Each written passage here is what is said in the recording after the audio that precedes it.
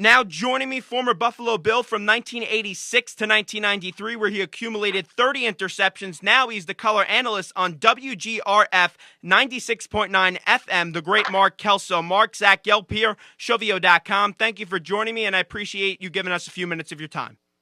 Yeah, well, it's my pleasure. The great Mark Kelso, you elevate my status much more than I deserve. Thank you. Well, it's true. 30 interceptions. I don't care what anybody says. That's a remarkable achievement. But talk about the emergence of number 7, Ryan Fitzpatrick. He's off to a great start. 7 touchdowns, 1 interception. Yeah, I think last I checked, he was the highest-rated quarterback in the NFL, and has had a tremendous start. And probably the most impressive thing about it is the first half of last week's game versus Oakland did not play particularly well. Had some balls dropped on him and misfired a couple times, but then came out just on fire in the second half and just couldn't miss and came up with a big fourth quarter comeback. And he brings great leadership ability to the table. He makes the guys around him better. He has a strong arm. You know, he doesn't have a cannon, but he certainly has a above average arm. He can throw the deep ball. He understands defenses and can find the weak spot. And last week on the touchdown play that won the game, ultimately, you know, he found David Nelson open after a blown coverage and just kind of put some nice touch on it and just laid that ball in there so that it would be an easy catch for David Nelson and ultimately a victory for the Bills. Does it shock you how much awe people are in with his performance at the quarterback position? Because if you look at it, last year he had 23 touchdowns, 15 interceptions, and 3,000 yards. I really don't think people should be in that much awe over the fact that Ryan Fitzpatrick is turning out to be a pretty good quarterback. Well, you know, I think they're saying, can this guy take the Bills to the Super Bowl? And I think that question still needs to be answered, but he certainly, I think he has a lot of qualities of an outstanding player. He has put together some pretty good numbers, you're right. And last year he did it with an offensive line that was pretty beaten up and really had no continuity for the entire season. So you have to say that, I mean, he was sacked a lot of number of times last year. And you have to say that the performance last year was pretty darn good considering all those things. And going forward, when the Bills decided not to draft a quarterback this year, and in the 2011 draft, people were saying, well, they should have taken him. There were a lot of good quarterbacks on the board, but I think Chan Gailey and the offensive coaching staff understood what they had. They understood the type of leadership ability that he brought to the table, and the fact that he was able to go out there and win ball games. If they could fix some of the other things that were a problem last year, namely the offensive line, and it seems after the first 2 weeks here, they got guys that are playing well together and have started to develop some continuity, and I think they may have a group of 5 guys in place that could be a long-term solution. Talk a little bit more about the running backs in Jackson and Spiller. Those guys look like one of the best dynamic duos at the running back position in this league. Where do you think they rank amongst the two-headed monsters at the running back position in this league? And well, I'll just tell you about each individually. I mean, I think they complement each other very well. I mean, I don't have enough body of work on C.J. Spiller, although he really seems like he's coming into his own now and understands how to be patient at the line of scrimmage. I think his vision it has improved, and he has done some pretty good things here early in the season. He certainly a mismatch for linebackers on the edge, and I think they understand how to use him and how effective he can be in screen game, and they use him on the draw so that he can just take the handoff when the defensive line and linebackers have already kind of distinguished themselves where they're going to be and create some holes, and he just kind of takes it and explodes. And unlike Fred Jackson, who is, I think he's the consummate running back in the NFL. And I would put him up with the top 5, no question in my mind, in everything that he can do, because he can catch the ball out of the backfield, great blitz pickup. He sees holes wherever they occur at the line of scrimmage, and if the play is designed to go to the right side and there's a hole on the left, he's going to find it. He has great acceleration through the hole, contact balance. I mean, you can't say enough good things about Fred Jackson. Do you think we'll see more of Brad Smith this week? I know the Patriots don't fare too well against the Wildcat. Last time it was debuted against them when the Dolphins played the Patriots. Will Brad Smith get some more game time this week?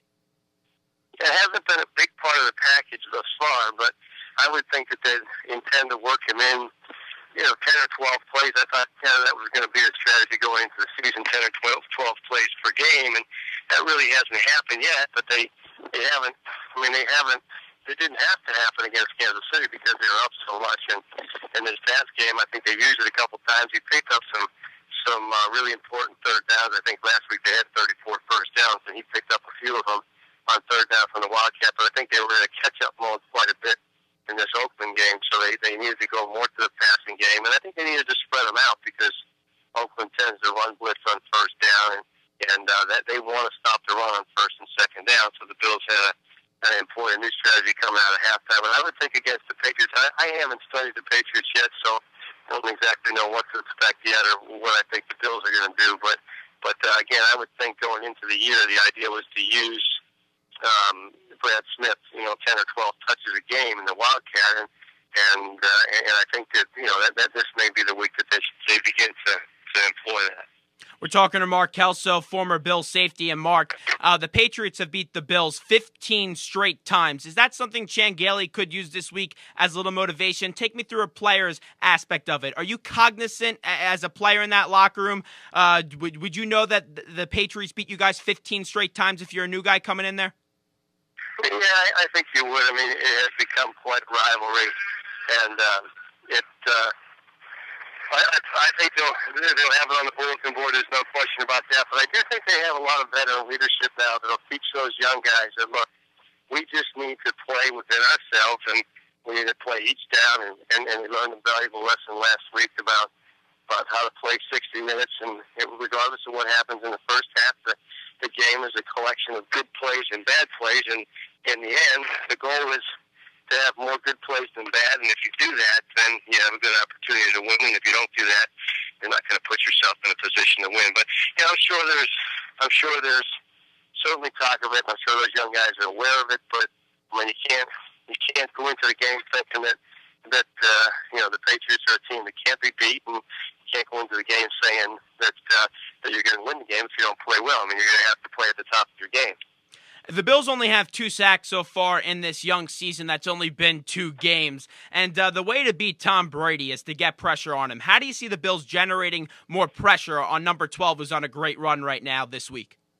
Yeah, well, they're going to have to generate more. There's some opportunities, I think, for some overload blitzes that they can employ. They're going to have to cover on the back end. They're going to have an opportunity for guys to challenge themselves and say, we're going to have to go out and play a lot of man. We're going to have to play man. They probably want to keep a free safety in the middle most times to protect the back end, but then that enables them to rush 5 guys. When you rush 5, obviously they've got 5 offensive linemen. Sometimes they'll have a back that stays in, or they tend to empty the entire backfield. But so you've got 5 on 5, so you got to overload maybe the weak side, or you got to do some twist stunts inside and have 2 guys take up 3 blockers so that you can perhaps free up an inside linebacker. And I think that's how they're going to have to generate pressure. Hopefully, one of those guys, Sean Merriman, will have some good success on the outside against those offensive tackles, and that would enable him to get some pressure with just 4 guys. But Brady tends to know, and you see he knows what's coming, and he turns and delivers the football as well. So you got to be pretty savvy, but you got to play. You have to play everything through. You can't guess on things, and you can't cheat, because if you cheat, he will find the weakness and it'll hurt you. Just keep in mind that they've given up a lot of points the last few weeks too, the New England Patriots. So it's not going to be a game that turns out to be a 14-7 or a 2017 game. It's probably a game when the winner is going to score in the high 20s. 2 guys that I was intrigued about a lot going into this season on the Bills on the defensive side was Sean Merriman and the rookie Marcel Darius. Impressions of them so far through this season?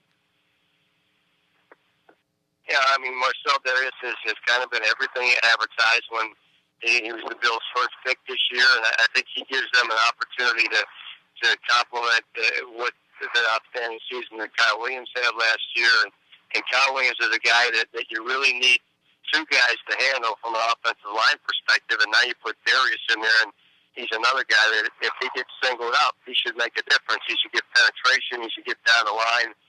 He looks like he has great great entry angle skills, and he uses his hands to disengage very well, and has shown some really promising play here early in the year.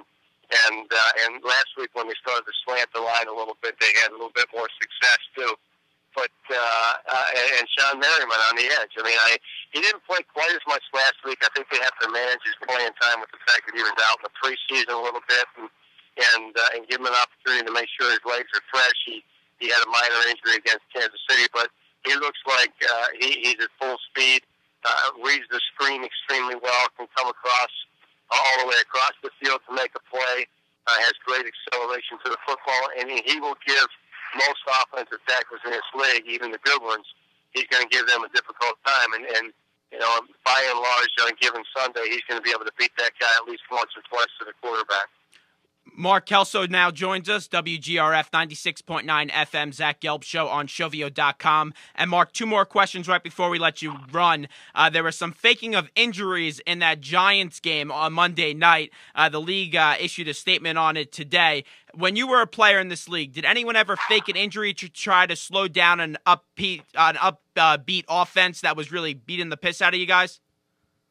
Yeah, I mean, I think they were pretty cognizant of it at that time too. I mean, they would flag you for unsportsmanlike conduct, and I don't recall my playing career anybody ever doing that. I mean, I think I kind of read an article about that. I did not see it happen in the game, but guys laying on the field and trying to slow down the pace, and again, the spirit of the game. You don't want to mess with the integrity or the spirit of the game, and I think that's what they were trying to prevent against there, and hopefully. You know, I know those guys were tired probably in the up-tempo offense and everything, but hopefully that'll take care of that situation. And again, I don't recall that happening when I played, but certainly you got to remember that there weren't as many up-tempo offenses at that time either. And the Cincinnati Bengals were a team that went to that kind of muddle huddle over on the sidelines because they wanted to prevent you from substituting defensive personnel to match up with them, and then we were one of the first teams, the Bills of the '90s, and with Jim Kelly and Thurman Thomas, Andre Reed, that really came out and ran the no huddle mode to start a game, and kind of went to the opportunity to tire out the defense. We had offensive linemen that were extremely well conditioned, so I don't think it was as prolific as it was then. So defenses are trying to employ any strategy that they think is within the spirit of the law and the spirit of the rule to make sure that they can defend those offenses. Do you think you'd be able to play in today's game of football where you have very limited contact on the quarterback? And if so, how many times do you think Roger Goodell would call you issuing a fine for putting a hit on the QB? Well, no one's going to put a fine on me for hitting the QB because I only had one quarterback sack in my career. I didn't blitz very much, but you know, it's they need to protect their players. Sometimes it's very difficult for players. It's very difficult for players to keep their head out of contact when you're trying to make a tackle. You know, it's not the easiest thing in the world. I think they have to be cognizant of it, and there'll be some calls that are controversial, no question. But anything that helps improve the safety of the game is okay in my book. Mark, thanks so much. I appreciate the time. I'll be at the game this week. Mark Kelso of 96.9 FM will be on the call this week. 30 career interceptions with the Buffalo Bills. Thank you so much for joining us. I appreciate your time. Great. Have a good night, guys.